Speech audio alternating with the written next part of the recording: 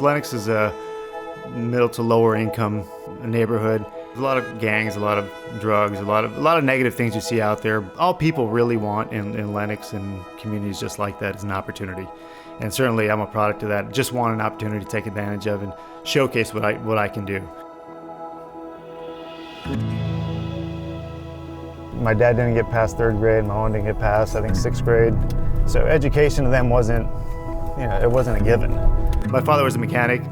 He worked mostly in the aerospace industry in his career as a master mechanic and also a tool and die maker and many different functions. But at home, he was just, he was a mechanic at home. He enjoyed the challenge of taking things apart, putting them back together. I was kind of his helper.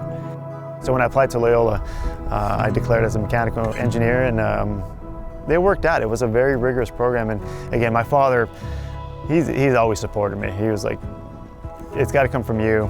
Are you going to pay for it? How are you going to pay for it? So I took out loans and did it on my own. And I wasn't very happy about that at first. But when you do things on your own and you get the reward from it, it's all yours. It's all yours. You get a lot from it than if somebody just hands it to you and says, here, go do it.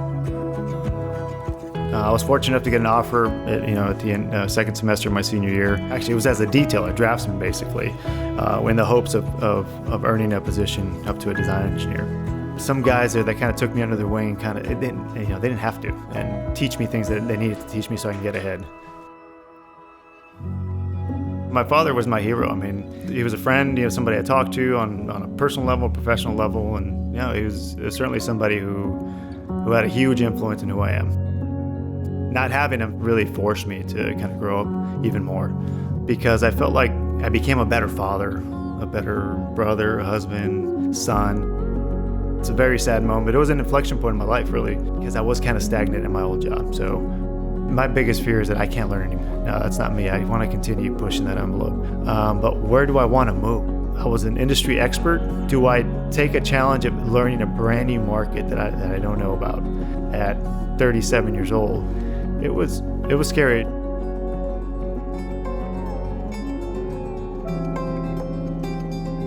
A good mentor as well from like a president, CEO level.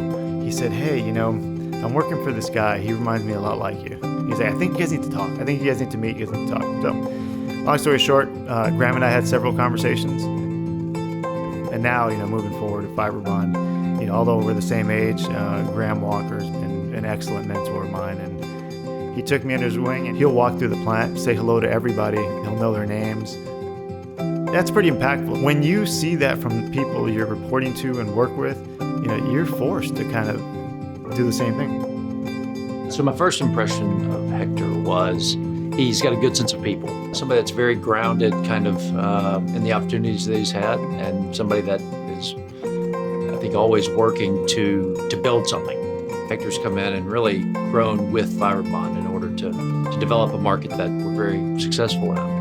Hector's not interested in making himself the center of attention in a project. It's very much about the customer. At the same time, giving the appropriate members of our project team the space to do what they need to do.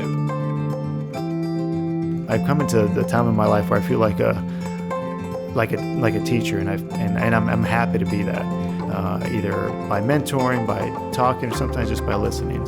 So my suggestion would be to be vulnerable.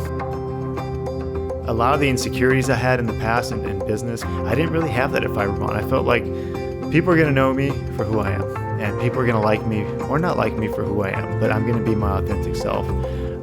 And what it takes being vulnerable to do that. And that's how you build trust relationships, and that's how you build a mentorship relationship. What is all this wisdom? What does all these experiences do if you don't share that with people? Those little things, we're all kind of extensions of each other.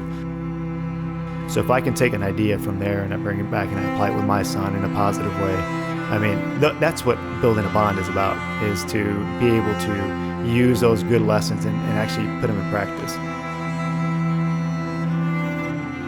My name is Hector Moreno, and I'm helping to build a better bond.